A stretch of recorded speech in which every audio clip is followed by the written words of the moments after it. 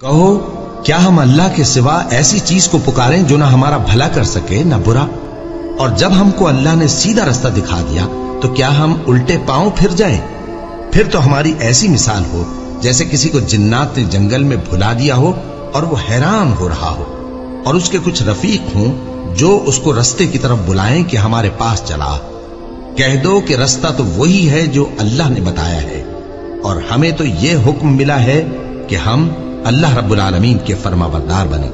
اور یہ بھی کہ نماز پڑھتے رہو اور اس سے ڈرتے رہو، اور وہی تو ہے جس کے پاس تم جمع کیے جاؤ گے، اور وہی تو ہے جس نے آسمان اور زمین کو تدبیر سے پیدا کیا ہے، اور جس دن وہ فرمائے گا کہ ہو جا تو حشر برپا ہو جائے گا، اس کا ارشاد برحق ہے،